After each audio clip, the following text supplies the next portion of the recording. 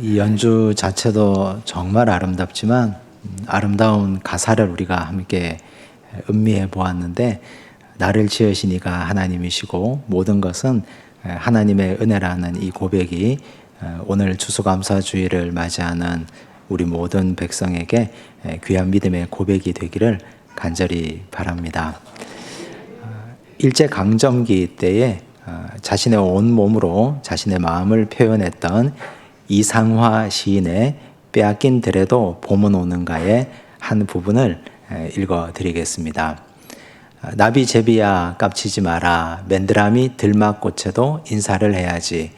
아주까리 기름을 바르니가 지신매던 그 들이라 다 보고 싶다. 내 손에 호미를 쥐어다오. 살진 젖가슴과 같은 부드러운 이 흙을 발목이 시도록 밟아도 보고 좋은 땀조차 흘리고 싶다. 강가에 나온 아이와 같이 짬도 모르고 끝도 없이 닿는 내 호나, 무엇을 찾느냐, 어디로 가느냐, 웃어옵다 답을 하려무나. 나는 온몸에 풋내를 띠고 푸른 웃음 푸른 서름이 어우러진 사이로 다리를 절며 하루를 걷는다. 아마도 봄 신령이 집혔나 보다. 그러나 지금은 들을 빼앗겨 봄조차 빼앗기겠네. 이 시를 쓴 이상화 시인은 1901년생입니다. 그가 26살 되던 1926년에 개벽지에 이 시를 발표했습니다.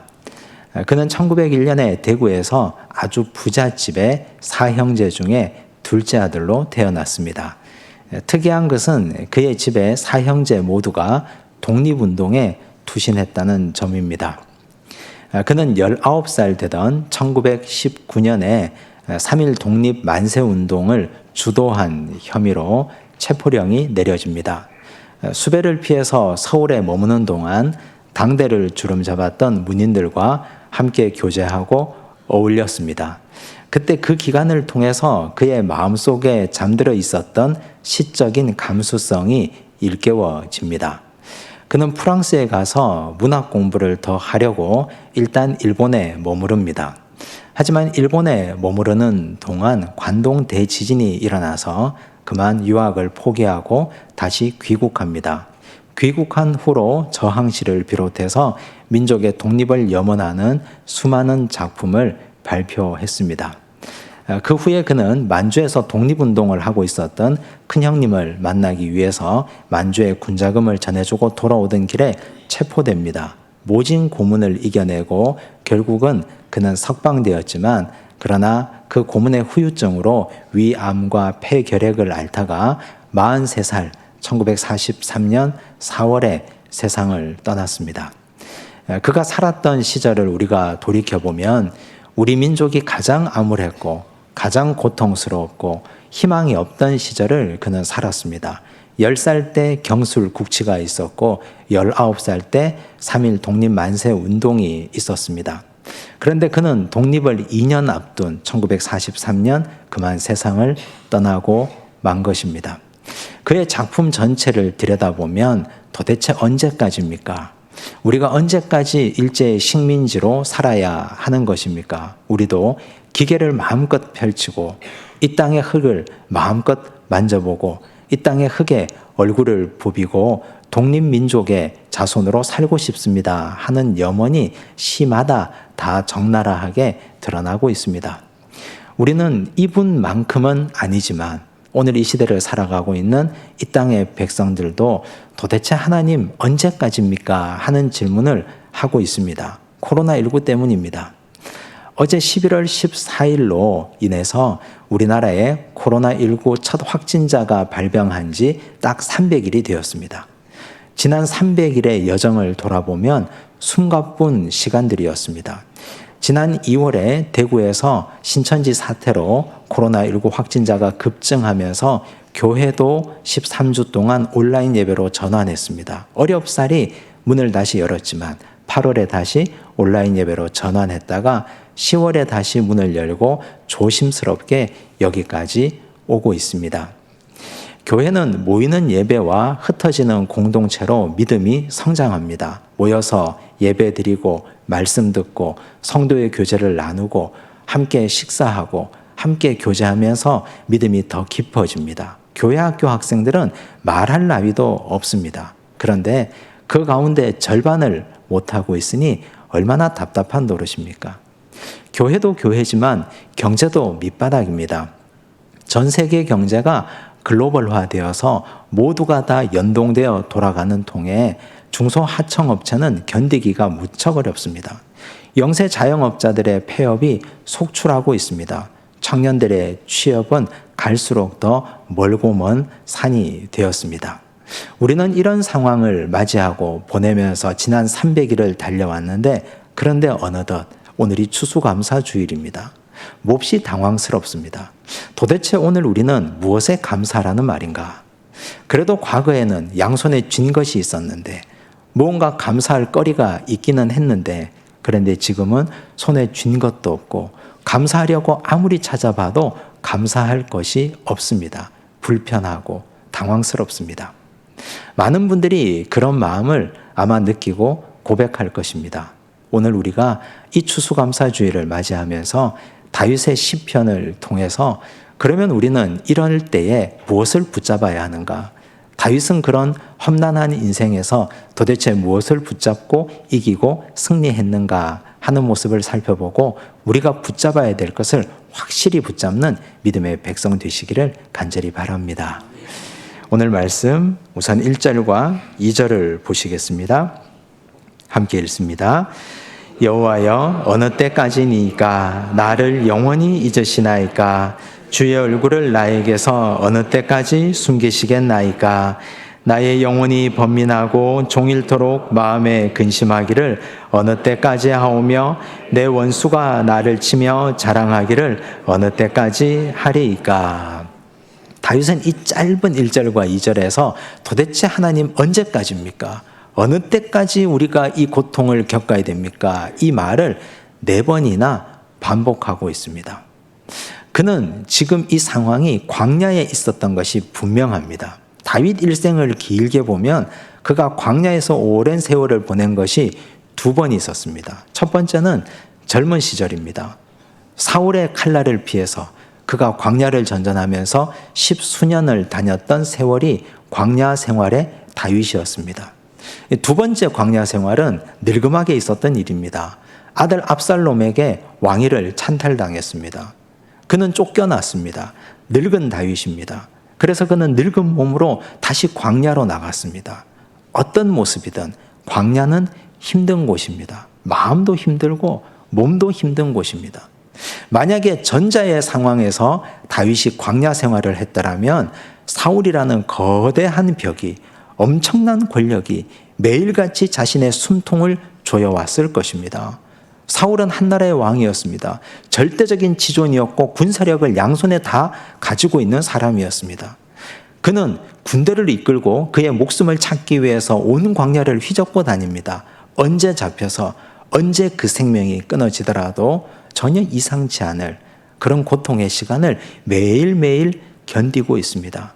그때는 믿음이 등락을 거듭합니다. 오늘 하루는 하나님이 나를 견디게 하신 것이 감사하고 고마워서 그렇게 견디다가도 당장 그 다음 날이 되면 이런 현실을 견딜 수 없어서 힘겹고 어렵다고 마음이 끝까지 침잠하는 그런 고통의 세월을 10수년을 보내었을 것입니다. 후자라면 더 고통스럽습니다. 아들에게 왕위를 빼앗기고 나온 다윗. 젊은 시절 다윗은 기백도 있고 힘도 있고 영민하고 지략도 있었습니다. 하지만 늙은 다윗은 그렇지 않습니다. 나이 들고 늙고 병들었습니다. 심지어 왕에게 자신의 아들에게 왕의 자리를 빼앗겼습니다. 주변 사람들이 그를 어떻게 보겠습니까? 이제는 늙고 병들어서 과거 같지 않습니다. 광야는 삭풍이 부는 곳입니다.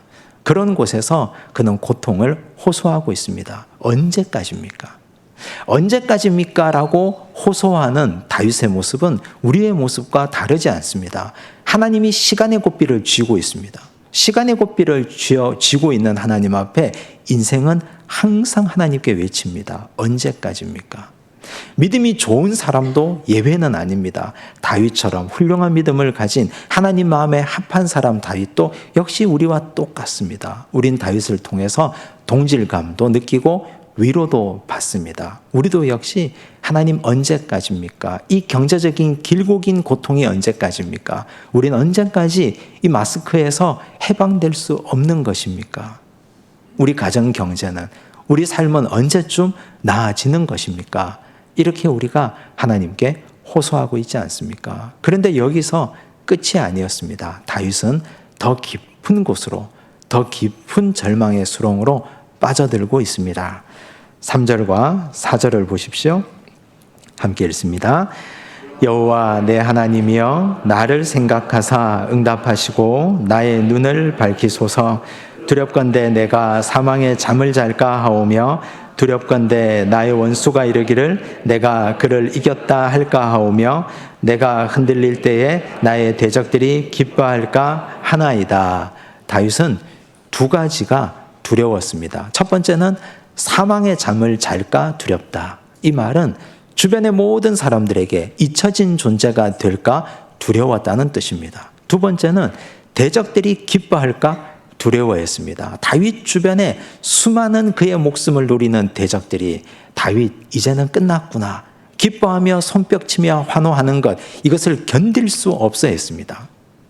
만약에 다윗이 지금 사울의 군대 장관이었다가 광야로 나온 것이었다면 그는 잊혀지는 것이 굉장히 두려웠을 것입니다. 그는 왕의 군대 장관이었습니다. 골리앗을 때려 죽인 이후로 그는 혜성같이 나타났습니다. 이스라엘 백성들이 그의 스토리에 열광했습니다. 그는 왕의 군대 장관이 된 이후에 가는 곳마다 연전연승이었고 백전백승이었습니다. 여인들이 노래 불렀지 않습니까? 사울을 위하여는 천천히요, 다윗이 죽인 자는 만만이로다. 백성들이 다윗을 환호했습니다. 기뻐했습니다. 백성들의 마음에 다윗이 우리의 왕이 되었으면 좋겠다, 그 마음을 가지고 있었습니다. 그도 알고 있었습니다. 그의 마음속에도 자신은 왕이 될 사람이라는 정체성을 가지고 있었습니다. 어린 시절 그의 집에 사무엘 선지자가 와서 기름 부어 주었기 때문에 그는 여전히 나는 왕이라는 자기 정체성을 가지고 살고 있었습니다. 그런데 질투의 눈이 먼 사울 때문에 그는 하루아침에 도망자 신세로 전락했습니다. 광야를 헤매고 다닙니다. 이런 세월이 하루가 지나고 이틀이 지나고 십수년이 지나오면서 그는 두렵습니다. 잊혀진 존재가 될까 봐. 이제 이 나라 백성 중에 나를 기억하는 사람은 한 사람도 없을 것이다. 나는 이제 끝난 인생이구나. 그는 두렵기 시작했습니다. 나는 왕이라고 생각했는데, 이제 내가 왕이 될 사람이라고 생각했는데 자신의 몰골을 보니 한심하기 짝이 없습니다. 이제는 끝난 인생이라고 생각하니 몹시 두렵습니다. 다윗의 대적들도 굉장히 많이 있습니다. 생각해 보십시오. 다윗이 왕의 군대 장관이 되기 전에 그때 그 자리에 있던 사람들이 있습니다. 귀족의 자녀들, 어려서부터 군사훈련을 받아서 그 자리에까지 올라간 사람들이 왕의 호위무사로 자리 잡고 있었습니다. 그런데 다윗은 하늘에서 뚝 떨어진 사람입니다. 흙수저 출신입니다. 어느 날 갑자기 골리앗을 때려 눕힌 이후로 그는 발탁되어서 왕의 군대 장관 높은 자리까지 올랐습니다. 그러니 주변에 시세 많은 사람이 한둘이었겠습니까? 사울이 그의 목숨을 찾으러 따라다니는 동안 주변에 다윗의 목숨은 내가 찾아오겠습니다 라고 하는 사람들이 한둘이 아니었을 것입니다. 그런 다윗의 대적들, 그 수많은 사람들이 이제 다윗은 끝났구나 라고 말하는 것, 그는 견딜 수 없었을 것입니다. 만약 이 상황이 아들에게 왕위를 빼앗기고 내몰린 상황이라면 그는 이제는 광야에서 자신의 인생이 끝났다고 생각할 것입니다. 더 이상 왕궁으로 돌아갈 수 있을까? 이제 내가 다시 왕궁에 돌아가서 왕위에 오를 수 있을까? 백성들은 나를 잊어버리고 젊은 압살롬에게 열광할 것이다. 그는 그런 불안감에 사로잡혀 있었을 것입니다. 우리도 이 다윗과 다르지 않습니다. 달력을 넘겨보았습니다. 우리 교회 달력입니다. 2019년, 2020년 달력을 한 장 한 장 넘겨보니 과거의 일이 바로 엊그제 일이 오랜 옛날 같습니다. 기관별 복음송 경연대회로 이 자리가 빼곡히 채워졌던 그 시간, 성경 퀴즈 대회로 모든 성도들이 기뻐하며 함께 경쟁했던 그 시간, 가을 운동회로 함께 공굴리기를 하고 즐거워했던 그 시간이 바로 엊그제 일인데 오래된 옛날과 같습니다. 과연 그 시절이 다시 돌아올 수 있을까? 목사의 마음이 불안합니다. 성도님들의 마음도 역시 저와 다르지 않을 것입니다. 이 나라 기독교를 걱정하는 사람들도 역시 그럴 것입니다. 이런 코로나19 사태가 조금 더 길어지면 이 세상 사람들이 교회를 기억하기나 할까? 하나님께 다시 돌아올 수 있을까? 특히 믿음이 어린 사람들, 우리 교회 학교 아이들, 우리 자녀들은 이 예배당을 채우면서 믿음의 그 다음 세대로 뻗어가고 성장할 수 있을까? 잊혀진 존재가 될까 봐 두렵습니다. 역시 이런 사태를 기뻐하고 즐거워하는 악의 무리들이 있습니다. 기독교가 번성하고 하나님의 말씀이 세력을 얻는 걸 싫어하는 무리들이 있습니다. 그들이 손뼉치며 기뻐하는 것도 못내 불편합니다. 이건 우리 모두가 가지고 있는 마음입니다. 사업을 하시는 분들도 역시 그렇지 않습니까? 코로나19 사태로 사업이 힘들어지고 어려워지면 지금 내가 평생을 바쳐서 일군 이 사업의 터전이 이제는 영원히 이 업계에서 잊혀질까 두렵습니다.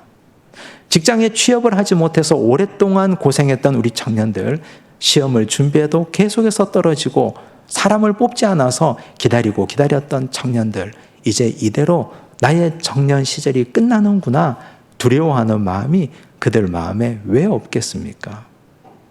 다윗도 역시 그렇고 우리도 역시 동일한 같은 마음입니다. 그런데 역시 다윗은 훌륭했습니다. 믿음의 백성이고 하나님 마음에 꼭 합한 사람이었습니다. 이런 절망적인 상황에서 다윗은 저 깊은 절망의 심연에서 한 가지를 발견합니다. 놀라운 반전입니다. 5절을 보십시오. 함께 읽습니다.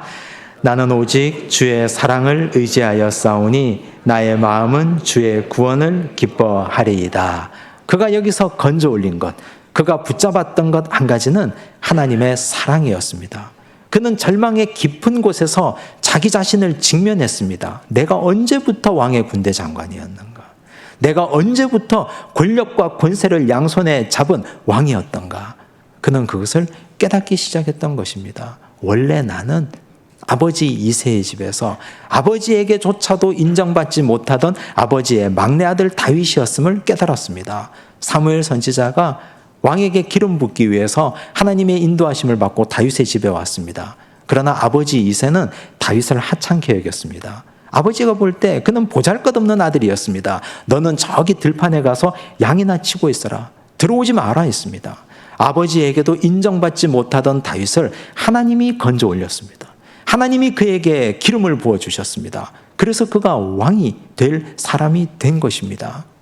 그리고 그는 골리앗과의 전투에서 하나님이 그에게 역사하셔서 골리앗의 이마에 돌을 명중시킨 것입니다. 그가 한 일이 아닙니다.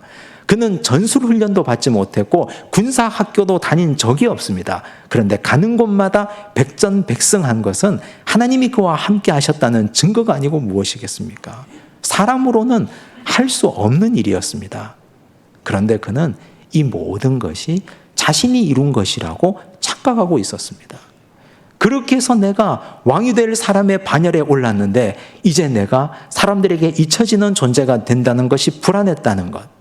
내가 이것이 이 세월이 오래됨으로써 나는 여기서 이제는 완전히 끝난 존재가 된다는 것이 두려웠다는 것. 그는 그것을 발견했습니다.